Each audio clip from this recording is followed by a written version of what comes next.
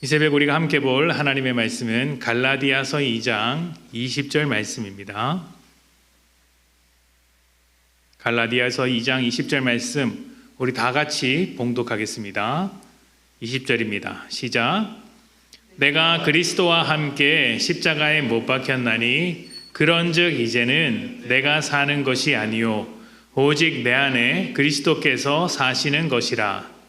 이제 내가 육체 가운데 사는 것은 나를 사랑하사 나를 위하여 자기 자신을 버리신 하나님의 아들을 믿는 믿음 안에서 사는 것이라.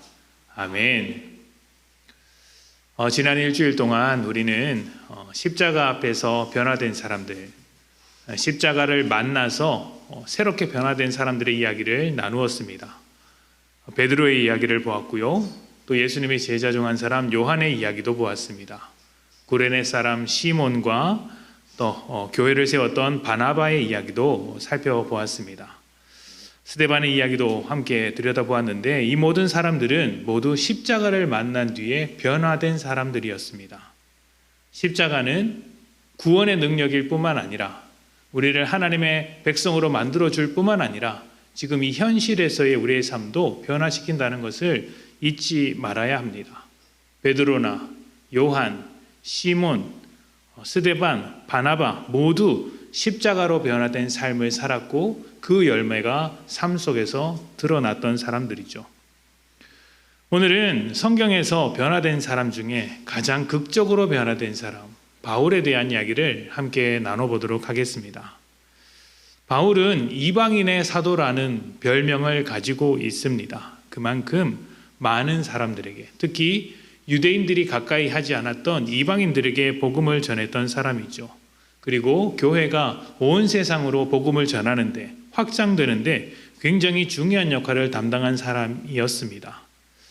그런데 그 바울의 시작을 보면, 바울의 출발을 보면 그가 어떻게 이렇게까지 변화될 수 있었는가 하는 의문이 들기도 합니다. 성경에는 바울이 자신을 소개한, 자신의 어떤 간증으로 이야기한 내용들이 꽤 많은데요. 그 중에 빌립보서 3장 5절부터 6절에는 이렇게 자신을 소개하고 있습니다. 제가 봉독하겠습니다. 나는 8일 만에 할례를 받고 이스라엘 족속이요 베냐민 지파요 히브리인 중에 히브리인이요 율법으로는 바리새인이요 열심으로는 교회를 받게 하고 율법의 의로는 흠이 없는 자라. 아멘.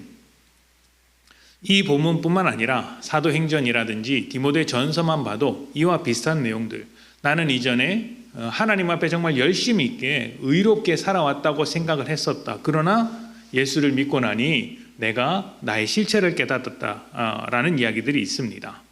예를 들어서 사도행전 22장 3절에는 이렇게 이야기를 하죠. 나는 유대인으로 길리기아 다소에서 났고 이 성에서 자라 가말리엘의 문화에서 우리 조상들의 율법에 엄한 교훈을 받았고 오늘 너희 모든 사람처럼 하나님께 대하여 열심히 있었다. 열심히 있었다. 이렇게 이야기를 했습니다. 자신을 소개한 이야기만 봐도 이전의 바울의 모습은 꽤 인정받는 모습이었던 것으로 보입니다. 몇 가지만 살펴보면 이렇습니다. 바울은 누구보다 정통 유대인이었습니다. 베냐민 지파 출신이었고 8살에 할례를 받았습니다. 그리고 누구보다 엄격하게 율법을 지켰는데 스스로 바리새인이며 율법으로는 흠이 없는 자라고 할 만큼 엄격하게 율법을 지킨 것으로 보입니다. 아마 말만 그러지 않았을 것입니다.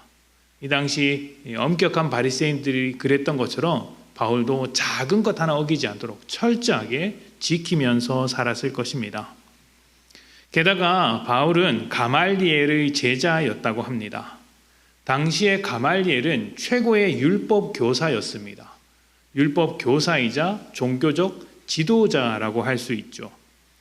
이 시대의 스승과 제자의 관계는 그냥 생활을 하다가 시간 되면 가서 공부하고 배우고 이런 게 아니라 누군가의 제자가 되면 함께 먹고 마시고 자고 그 모든 것을 배운 뒤에 모든 것을 물려받는 입장이었습니다.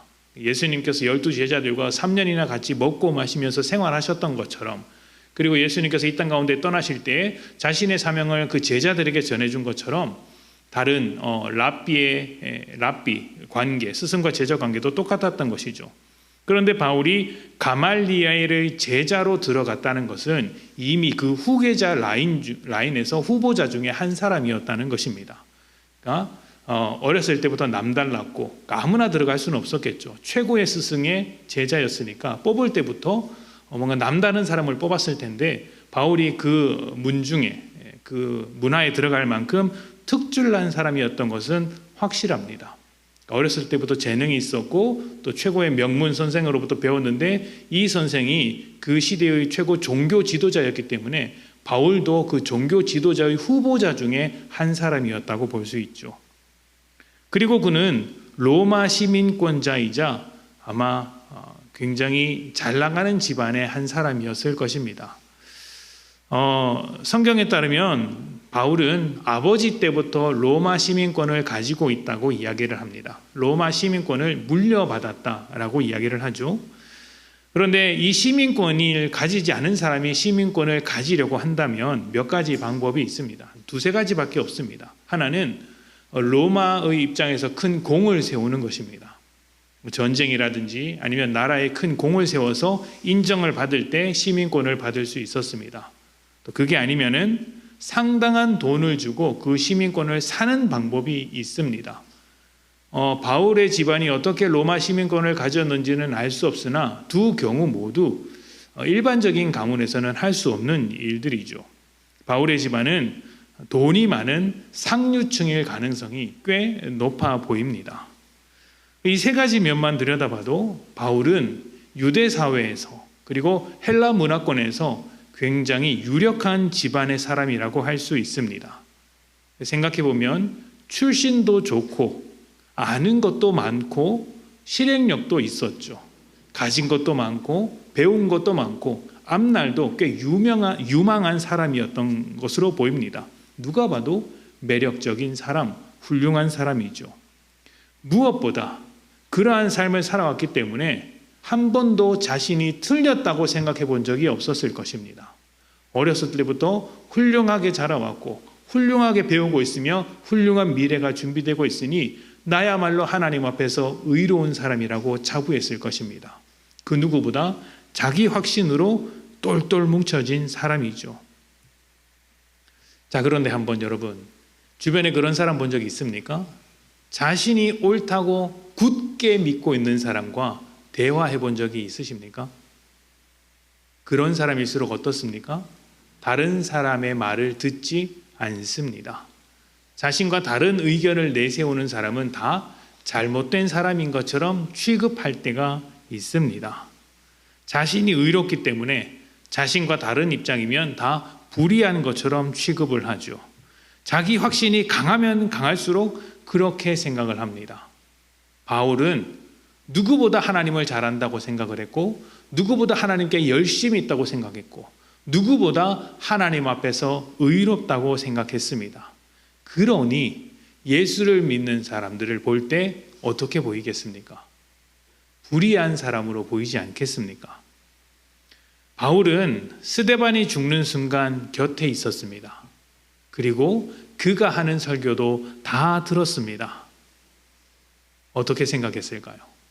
자신은 옳지만 스데반은 틀렸다고 생각했고 돌에 맞아 죽는 것이 마땅했다고 생각했습니다. 성경에 보면 그가 죽는 것을 마땅하게 여겼다고 이야기를 했죠. 그의 죽음에 최소한 동조하거나 승인했던 입장으로 보입니다. 그리고 교회에 대한 핍박이 이때부터 시작되었는데 바울은 하나님에 대한 열정으로 누구보다 앞장서서 교회를 핍박하던 한 사람이었습니다. 그런데 놀랍게도 자신이 그토록 핍박하던 교회를 세우는 핵심적인 역할을 하게 되는 것도 바울입니다.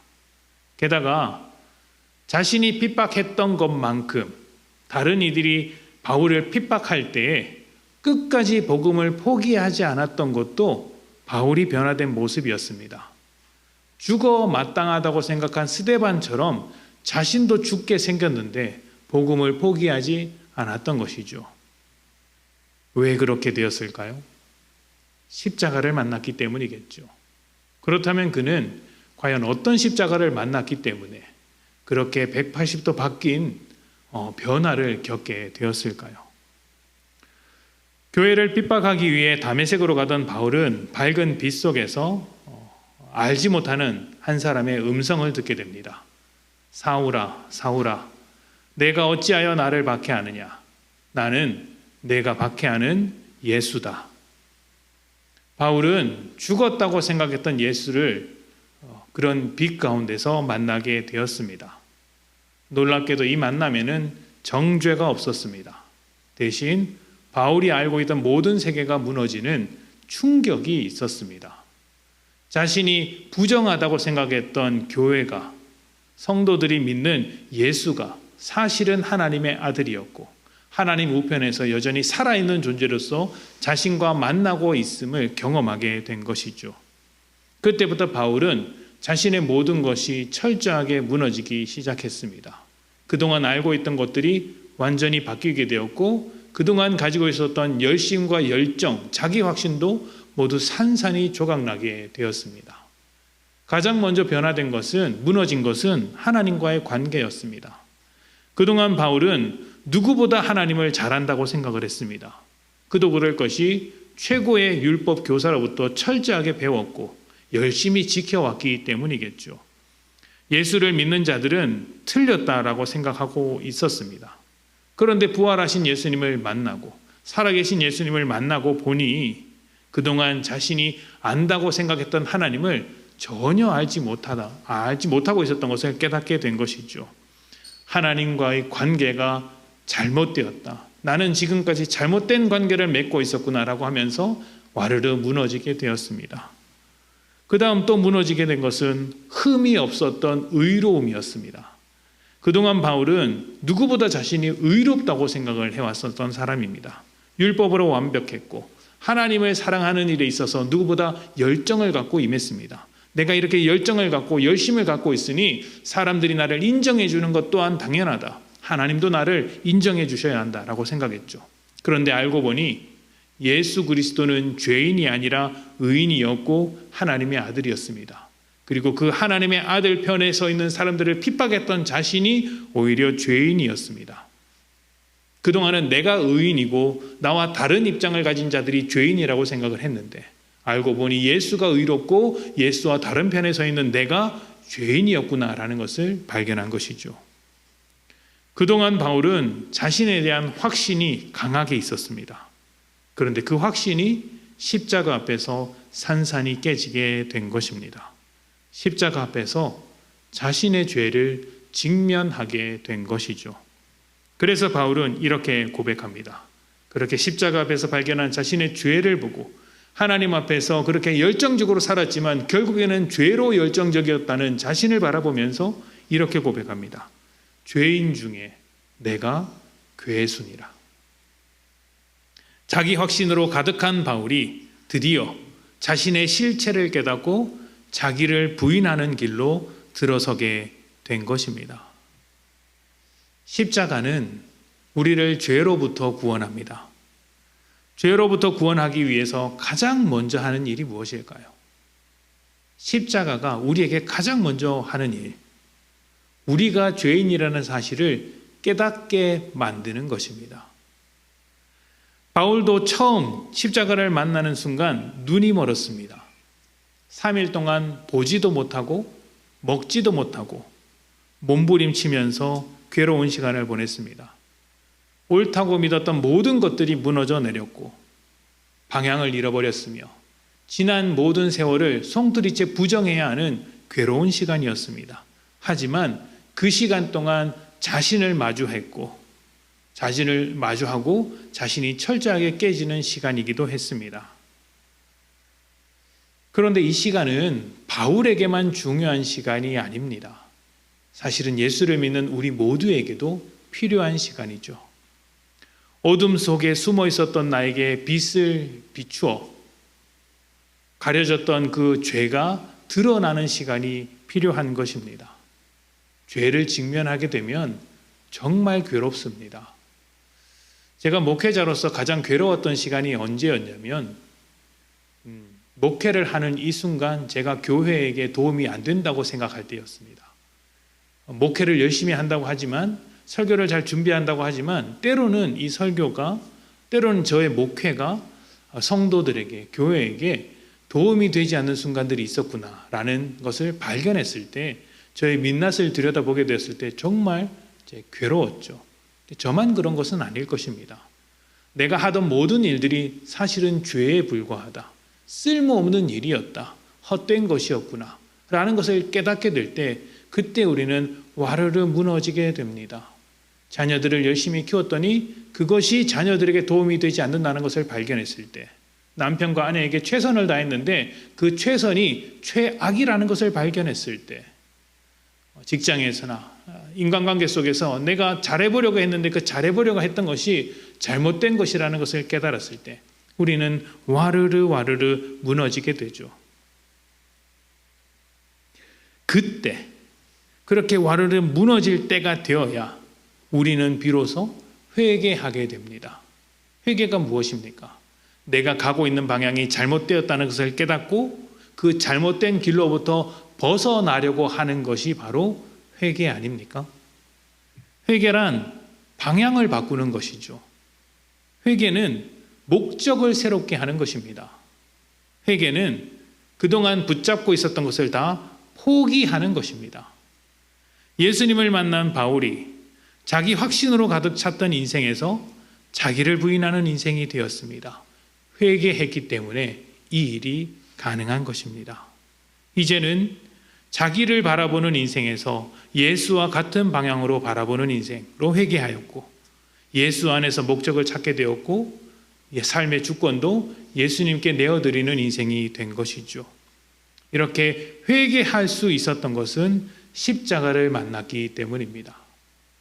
바울이 만난 십자가는 어떤 십자가입니까? 자기를 부인하게 만드는 십자가였던 것이죠. 우리가 읽은 본문은 이렇게 이야기를 합니다. 내가 그리스도와 함께 십자가에 못 박혔나니 그런즉 이제는 내가 사는 것이 아니요 오직 내 안에 그리스도께서 사시는 것이라.